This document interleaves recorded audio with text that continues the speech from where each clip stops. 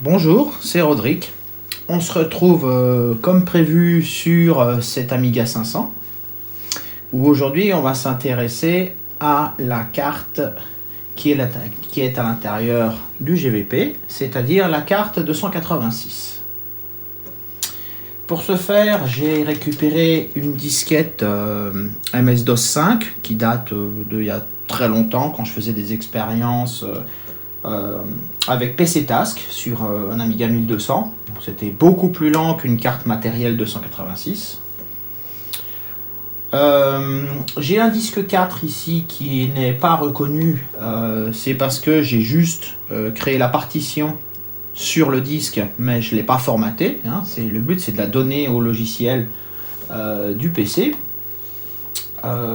Pour ce faire, dans le logiciel qui gère la carte PC, on a la configuration des disques durs, où je lui ai renseigné que j'utilisais le disque dur DH4. Voilà. Donc, on va lancer l'émulation PC. Et vous allez voir, la machine redémarre. Elle démarre l'Amiga OS, mais en même temps, elle démarre l'émulation. Émulation qui n'est pas tout à fait une émulation, puisqu'on a vraiment un 286 à 16 MHz dans la machine. Voilà. L'émulateur, la partie PC est en attente. Et pendant ce temps, j'ai le Workbench qui est chargé.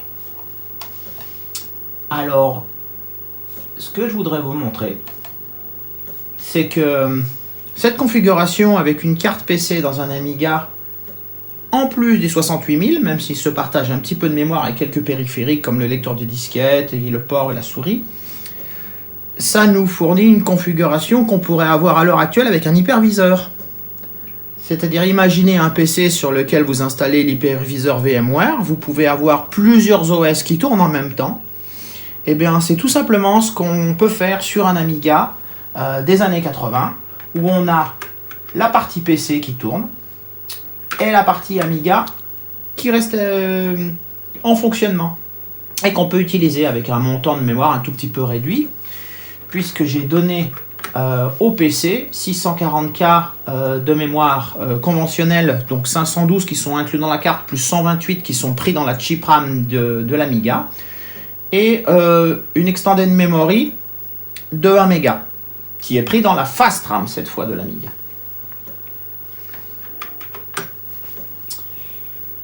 Je reviens, je vais vous montrer un petit peu qu'est-ce que la carte qui est dedans. La carte qui est dedans, c'est celle-ci, la 286, qui ressemble à cette petite carte-là, comme on a pu le voir dans la précédente vidéo. Alors, ce que je vais vous montrer quand même jusqu'où on peut aller avec un Amiga pour ce genre de choses. Je vais installer le DOS 5 sur le disque dur à partir de cette disquette, mais en parallèle, puisque l'Amiga fonctionne, on va s'écouter un petit peu de musique.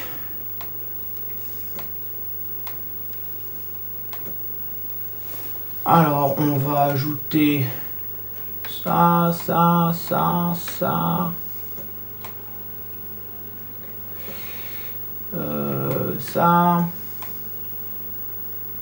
Et ça. Hop, une petite playlist.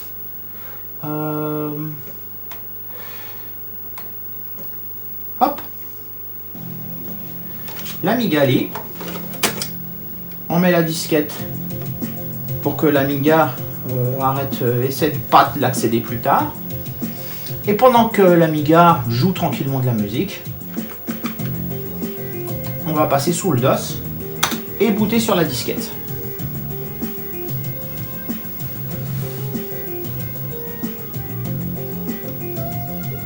Donc là, on est dans une configuration où on a en même temps un DOS qui se lance sur le 286, tandis que la partie Amiga utilise ses coprocesseurs sonores, son accès à la mémoire et tout pour jouer de la musique.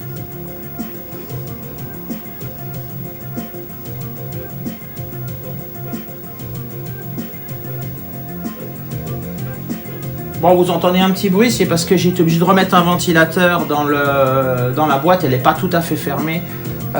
C'est parce que sinon, il plante.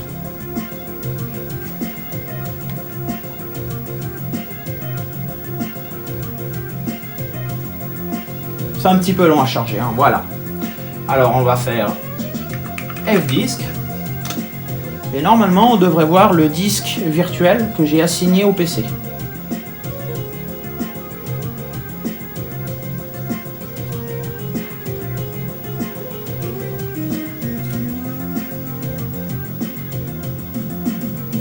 Désolé pour la petite coupure. Alors on continue avec la création d'une partition. On va faire une partition principale qui veut utiliser tout l'espace. Voilà. Donc là l'émulateur redémarre. On démarre à nouveau sur la disquette.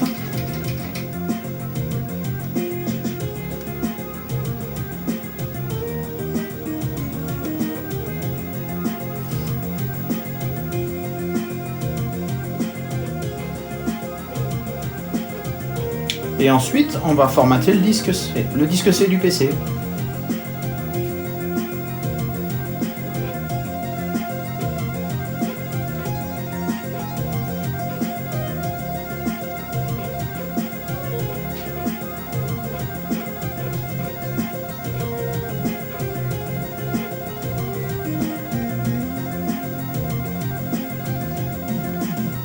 J'ai configuré l'affichage en CGA hein, pour la partie PC. C'est un Amiga 500 de base, il n'y a pas de carte accélératrice pour l'affichage, donc je suis relativement limité.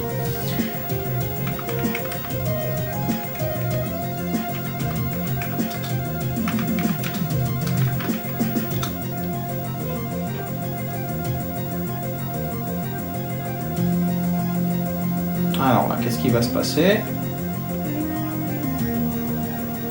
Il charge la commande format sur la disquette.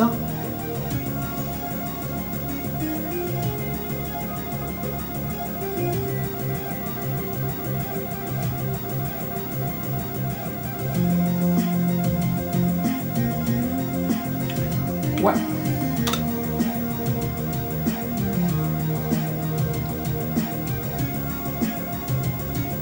« 6 mégas. Oh.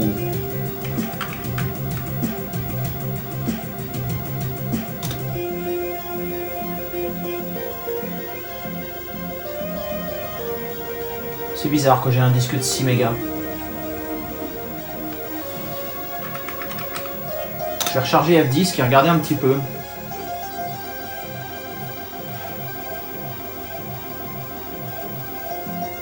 Pourtant le DOS 5 est normalement capable de voir un disque de 2 Go, hein, pas de 6 mégas.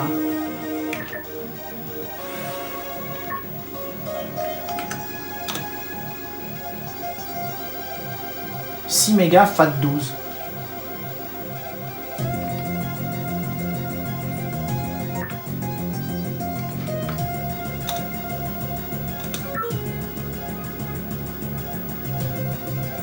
Utiliser 100%. Ah. 6 mégas, ça va pas me laisser beaucoup d'espace. Hein. Donc, il va falloir que je regarde ce qui va pas.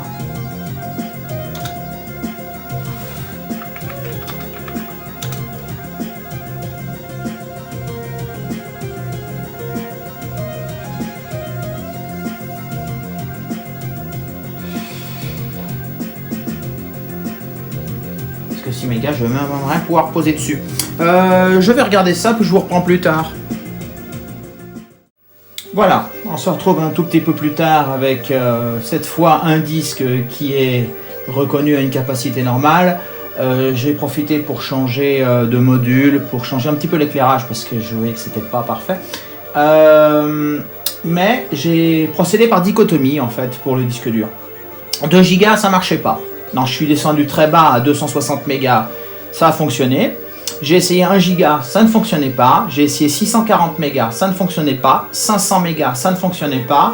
Je suis descendu, donc je me suis dit que la barrière suivante c'était 320 mégas. Je l'ai mis un tout petit peu en dessous et voilà, on a un disque de 309 mégas. Donc, impeccable. Ça suffira à 300 mégas. Puis j'ai la possibilité, comme je vois tous les 2 J, j'ai la possibilité de faire d'autres partitions du côté sur ce disque dur virtuel que je partagerai comme disque séparé sur le PC. Donc je pourrais faire plusieurs partitions de 300 mégas au besoin.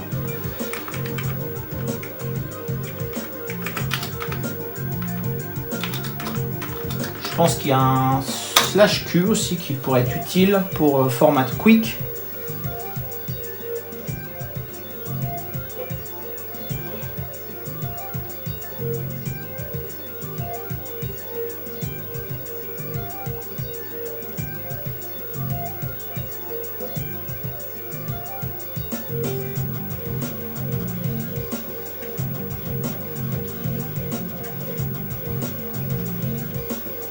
C'est long les disquettes 720.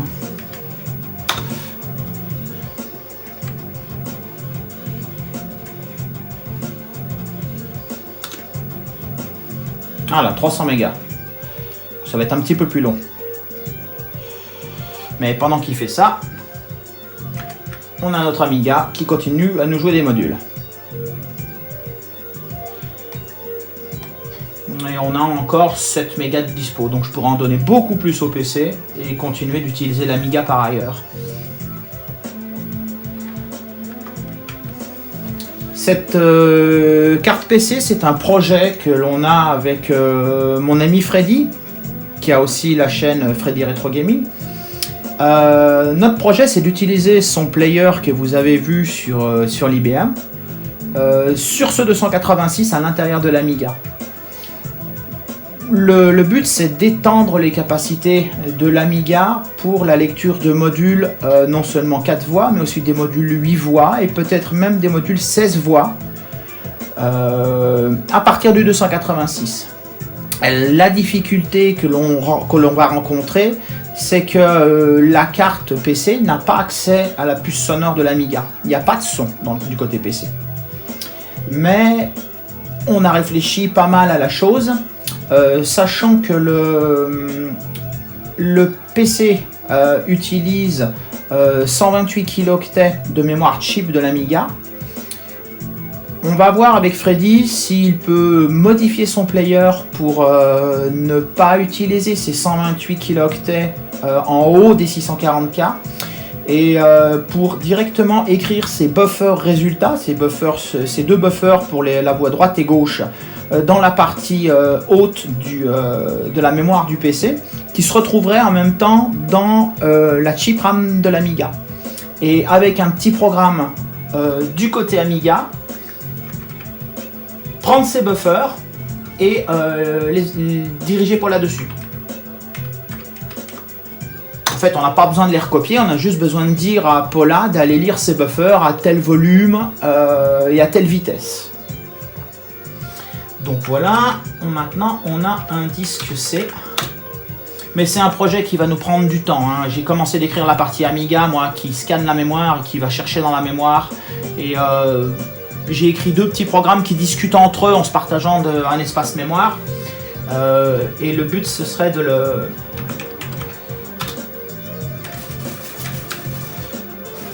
Étoile, point, étoile, c'est 2 points. Voilà, on va recopier la disquette sur le disque dur.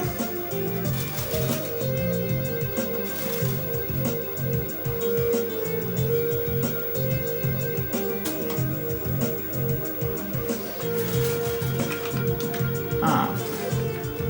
Par contre, je sais pas comment copier ces trucs-là.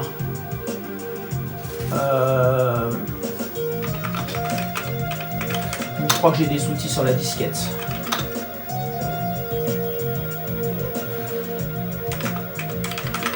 Je sais plus comment fonctionne cet outil, mais il devrait me permettre de copier les dossiers.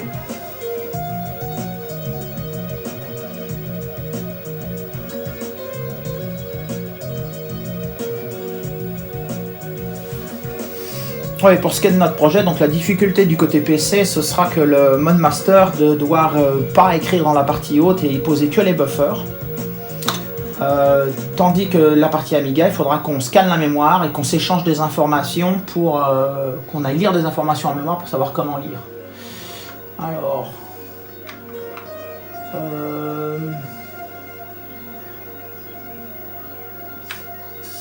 alors comment on navigue là-dedans?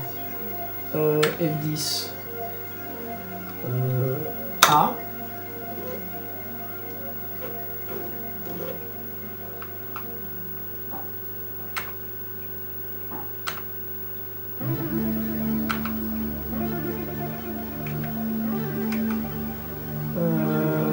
Clic de s'actif. DOS.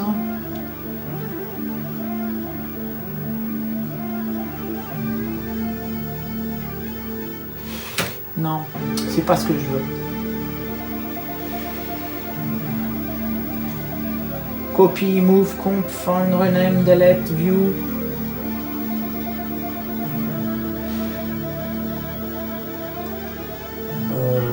Je sais pas comment il marche. Donc, je vous retrouve plus tard. Je vais recopier les dossiers sur le disque dur. Donc voilà, j'ai recopié la disquette sur le disque dur. Donc on a enfin tout ce qu'il nous faut. On a un de 5 qui devrait démarrer. Alors pour ce faire, on va quitter l'émulation, ce qui va arrêter le module, enfin ça va arrêter l'Amiga, ça va faire rebooter toute la machine. Donc Amiga Q, sur un clavier QWERTY.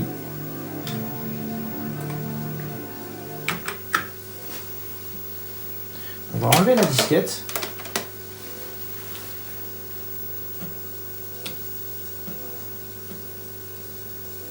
Et ce que je vais faire, c'est que je vais régler la partie PC pour démarrer sur le disque dur.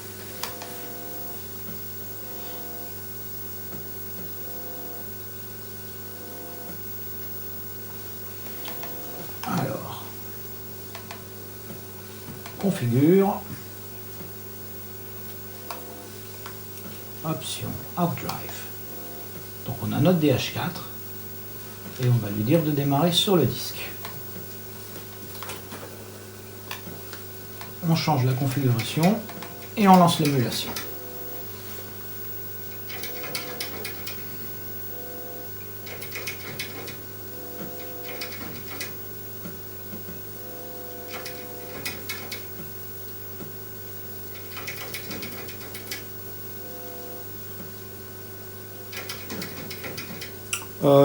Ok.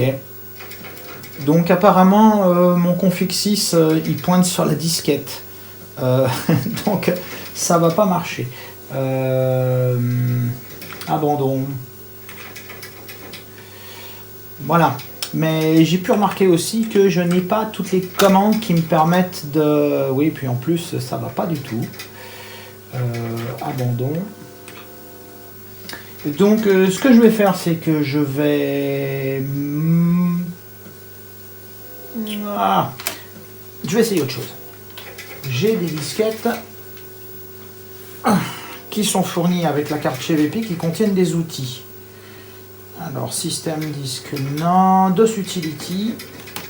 Celle-ci, on va regarder ce qu'il y a dessus. Ça va être compliqué.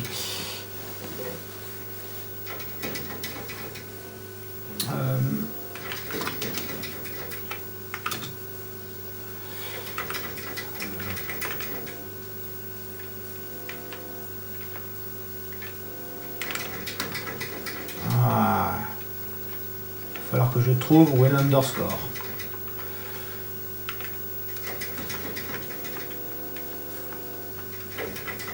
Parce qu'évidemment, j'ai pas le clavier français.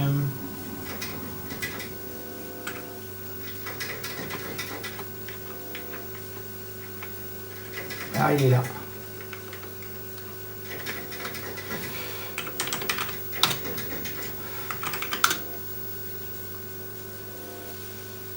Voilà, plein de petits outils. Je pense que sur C, si je vais sur C, je ne dois pas les avoir dans DOS. On va regarder si on a un CGA, un EGA, un VGA.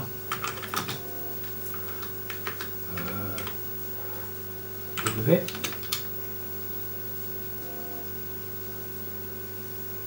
Non, on n'a rien de tout ça. Alors on va recopier les outils qui sont sur la disquette dans le dossier DOS. On va pas s'embêter à les mettre plus loin. Shift M, étoile, point, étoile.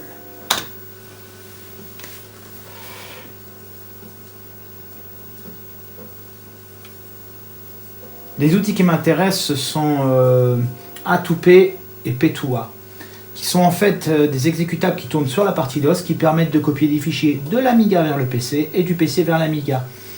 Ils supportent les PAF de l'Amiga, c'est-à-dire que je peux lui mettre HD0 / quelque chose, et il peut recopier sur le PC comme ça, entre le PC et l'Amiga, ce qui va être très pratique pour échanger des fichiers.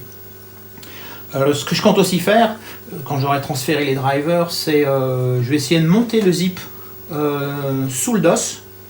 Je ne sais pas du tout si ça va marcher. Ça pourrait être pratique de pouvoir lire directement des disquettes zip depuis le DOS. Donc moi, ce que je vais faire de mon côté, c'est que je vais me refaire des disquettes 720 avec tous les morceaux du DOS qui me manquent pour avoir un edit qui fonctionne. Corriger les auto-exec et tout ça pour avoir le PC qui démarre proprement. Donc je vous retrouve plus tard quand le PC est un peu plus propre.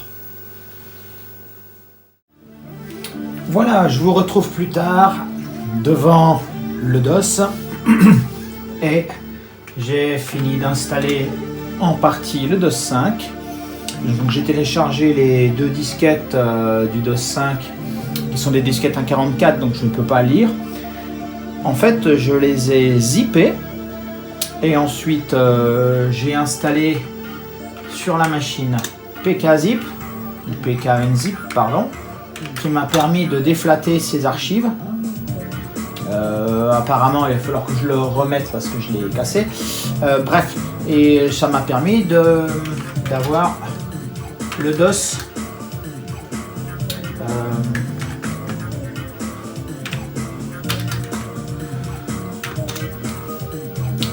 dans ces dossiers. Donc maintenant j'ai les commandes du DOS comme l'edit, ce qui est quand même très pratique pour éditer des fichiers. J'ai les commandes qui me permettent de savoir combien j'ai de mémoire. Voilà, donc ça c'est une première partie de fait. On a déjà un DOS qu'on pourra utiliser, sachant que j'ai utilisé le logiciel qui va bien. Alors regardez, j'ai mon zip, il est monté sur l'Amiga et il s'appelle je vais donner un nom de montage qui s'appelle MD51, c'est comme ça que je l'avais appelé au départ, et voilà, donc il est monté. Elle est formatée, peu importe le format, tant que l'Amiga peut la lire, c'est ce qui compte. Et l'Amiga peut lire parce que j'ai mis le support du FAT95 sur l'Amiga. Bon, sauf que j'avais un petit peu oublié que ne pas browser ce dossier depuis le Workbench 1.3, sinon c'est le crash de la machine. Il y a quelque chose dedans qui lui plaît pas, je pense à Nikonix. Donc je vous reprends quand j'ai redémarré le PC. Donc voilà, je l'ai redémarré. Donc ce que je vous disais, c'est que c'est très pratique d'avoir le zip reconnu sur le Workbench, parce que les logiciels qu'on fait Grid Valley, si je fais par exemple Amiga to PC, que je lui dis que je vais chercher sur mon device du côté Amiga MD51 et que je veux la disquette 1 du Workbench, et la destination, je vais l'appeler dsk1.zip sur le disque C de mon PC.